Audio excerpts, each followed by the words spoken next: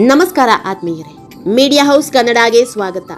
ಸ್ಯಾಂಡಲ್ವುಡ್ನ ಅದ್ಭುತ ಕಲಾ ನಿರ್ದೇಶಕ, ನಟ ಹಾಗೂ ಬಿಗ್ ಬಾಸ್ ಖ್ಯಾತಿಯ ಅರುಣ್ ಸಾಗರ್ ಯಾರಿಗ್ ಗೊತ್ತಿಲ್ಲ ಹೇಳಿ.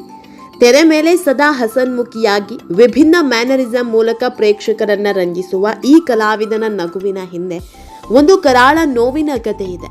2017ರಲ್ಲಿ ಕೋಟಿಗಟ್ಟಲೆ ಮೌಲ್ಯದ ಆಸ್ತಿಯನ್ನ ಕಳೆದುಕೊಂಡು ಬದುಕಲ್ಲಿ ನರಳಾಡಿ ಹೋಗಿದ್ದ ಯಾತನೆ ಇದೆ.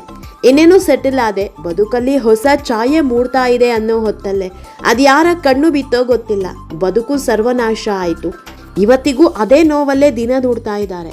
ಅರುಣ್ ಸಾಗರ್ ಬಗ್ಗೆ ಬಹುತೇಕರಿಗೆ ಗೊತ್ತಿರದ ನೋವಿನ ಕಥೆಯನ್ನ ಇವತ್ತಿನ ವಿಡಿಯೋದಲ್ಲಿ ಹೇಳ್ತಾ ಹೋಗ್ತೀವಿ. ಅದಕ್ಕೂ ಮೊದಲು ನೀವಿನ್ನೂ ನಮ್ಮ ಚಾನಲ್ನ ಸಬ್ಸ್ಕ್ರೈಬ್ ಮಾಡಿಲ್ಲ ಅಂದರೆ ಮಿಸ್ ಮಾಡಬೇಡಿ, ಈಗಲೇ ಸಬ್ಸ್ಕ್ರೈಬ್ ಮಾಡಿ. ಈ ವಿಡಿಯೋನ ಕೊನೆವರೆಗೂ ನೋಡಿ, ನಿಮ್ಮ ಅನಿಸಿಕೆಗಳನ್ನು ಕಾಮೆಂಟ್ ಮಾಡಿ.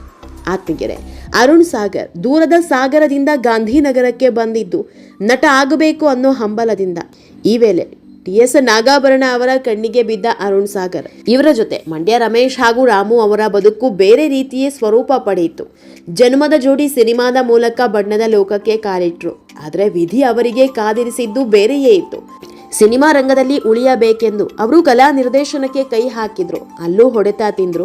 ಜನ್ಮದ ಜೋಡಿ ಅರುಣ್ ಸಾಗರ್ ಅವರ ಮೊದಲನೇ ಸಿನಿಮಾ. ಹುಡುಗಾಟಕ್ಕೆ ನಾಗಾಭರಣ ಅವರು ಬಂದು ಒಂದಿಷ್ಟು ನಟರು ಬೇಕು ಅಂತ ಅರುಣ್ ಸಾಗರ್, ಮಂಡ್ಯ ರಮೇಶ್ ಮತ್ತು ರಾಮು ಅವರನ್ನ ಸೆಲೆಕ್ಟ್ ಮಾಡಿದ್ರು.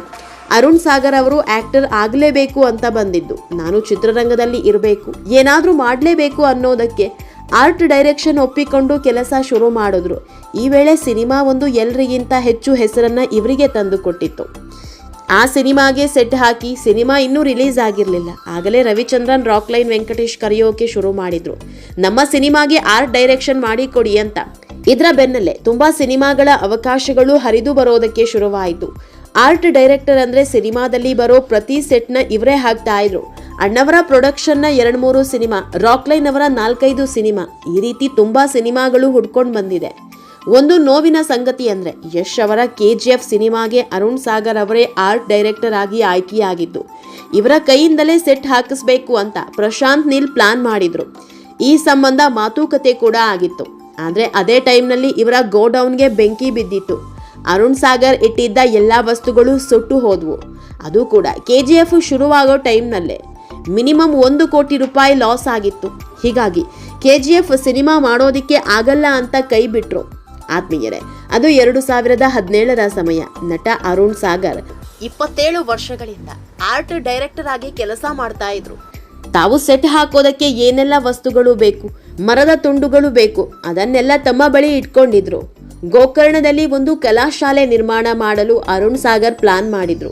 ಇದಕ್ಕೆ ಅಂತ ಎಲ್ಲ ಸಾಮಗ್ರಿಗಳನ್ನ ಖರೀದಿ ಮಾಡಿ ಗೋಡೌನ್ ನಲ್ಲಿ ಇಟ್ಟಿದ್ರು. ಆದ್ರೆ 2017ರ ಫೆಬ್ರವರಿ 15ನೇ ತಾರೀಕು ಸಂಜೆ 5:30ರ ಸಮಯ ಅದು ಹೇಗೆ ಗೋಡೌನ್ಗೆ ಬೆಂಕಿ ಬಿತ್ತೋ ಒಂದು ಗೊತ್ತಿಲ್ಲ. ಒಮ್ಮೆಲೆ ಹೊತ್ತಿದ ಬೆಂಕಿ ಇಡೀ ಗೋಡೌನ್ ಅನ್ನೇ ಸರ್ವನಾಶ ಮಾಡಿತ್ತು. ಸಿನಿಮಾಗೆ ಬಳಸಿದ್ದ ವಸ್ತುಗಳು, ಮದುವೆಗೆ ಹಾಕಿದ್ದ ಟೆಂಟ್, ಎಲ್ಲ ವಸ್ತುಗಳು ಇಲ್ಲಿಯೇ ಇದ್ವು. ಅವತ್ತು ಬಿದ್ದ ಬೆಂಕಿಯಿಂದ ಸುಮಾರು 1 ಕೋಟಿ ಹಣ ಬೆಂಕಿಯಲ್ಲಿ ಬೂದಿಯಾಗಿತ್ತು. ದಶಕಗಳಿಂದ ಕೂಡಿಟ್ಟಿದ್ದ ಎಲ್ಲ ವಸ್ತುಗಳು ಸರ್ವನಾಶ ಆಗ್ತಾ ಇದ್ದಂತೆ ಅರುಣ್ ಸಾಗರ್ಗೆ ದಿಕ್ಕೆ ತೋಚದಂತೆ ಆಗಿತ್ತು. ಯಾಕಂದ್ರೆ ಅರುಣ್ ಸಾಗರ್ ಅವರ ಎಲ್ಲ ಸೇವಿಂಗ್ಸ್ ಅನ್ನ ಇವುಗಳ ಮೇಲೆ ಹಾಕಿದ್ರು. ಗೋಡೌನ್ ಸುಟ್ಟು ಹೋಗ್ತಾ ಇದ್ದಂತೆ ಖಾಲಿ ಕೈಯಲ್ಲಿ ನಿಂತಿದ್ರು.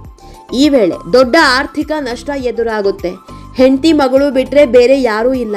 ಬದುಕಲ್ಲಿ ಮತ್ತೆ ಕಂಬ್ಯಾಕ್ ಮಾಡಬೇಕು, ಜೀವನ ಸಾಗಿಸೋದಕ್ಕೆ ಏನಾದ್ರೂ ಮಾಡಬೇಕಲ್ವಾ ಅನ್ನೋ ಹಠಕ್ಕೆ ಬೀಳ್ತಾರೆ.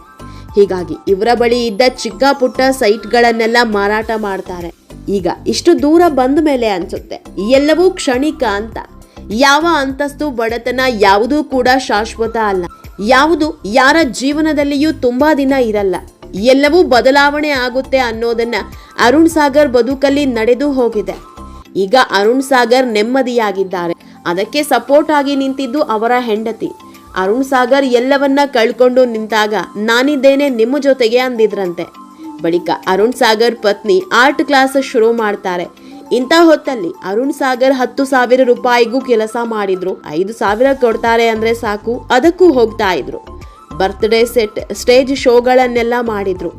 ಆತ್ಮೀಯರೇ, ಒಂದು ವಿಷಯ ಗೊತ್ತಿರಲಿ, ನಟ ಡಾಲಿ ಹಾಗೂ ಧ್ರುವ ಸರ್ಜಾ ಅವರ ಮದುವೆಗೆ ಸೆಟ್ ಹಾಕಿತು. ಆತ್ಮೀಯರೇ, ಒಂದು ವಿಷಯ ಗೊತ್ತಿರಲಿ, ನಟ ಡಾಲಿ ಹಾಗೂ ಧ್ರುವ ಸರ್ಜಾ ಅವರ ಮದುವೆಗೆ ಸೆಟ್ ಹಾಕಿದ್ದೆ ಅರುಣ್ ಸಾಗರ್. ಕೋಟಿ ಲೆಕ್ಕದ ಸೆಟ್ಗಳು ಅವೆಲ್ಲ. ಅಷ್ಟು ದೊಡ್ಡ ಮಟ್ಟದಲ್ಲಿದ್ದವರು ಸಣ್ಣ ಪುಟ್ಟ ಬರ್ತ್ಡೇ ಪಾರ್ಟಿಗೆ ಬರ್ತಾ ಇದ್ರು ಅಂದರೆ ಲೆಕ್ಕ ಹಾಕಿ ಬದುಕು ಹೇಗೆಲ್ಲ ಟ್ವಿಸ್ಟ್ ಕೊಡುತ್ತೆ ಅಂತ. ಆತ್ಮೀಗೆರೆ, ಈ ವಿಡಿಯೋ ನಿಮಗೆ ಇಷ್ಟವಾದಲ್ಲಿ ಲೈಕ್ ಮಾಡಿ, ಶೇರ್ ಮಾಡಿ, ಕಾಮೆಂಟ್ ಮಾಡಿ. ಇನ್ನೂ ನಮ್ಮ ಚಾನಲ್ನ ಸಬ್ಸ್ಕ್ರೈಬ್ ಮಾಡಿಲ್ಲ ಅಂದರೆ ಮಿಸ್ ಮಾಡಬೇಡಿ, ಈಗಲೇ ಸಬ್ಸ್ಕ್ರೈಬ್ ಮಾಡಿ.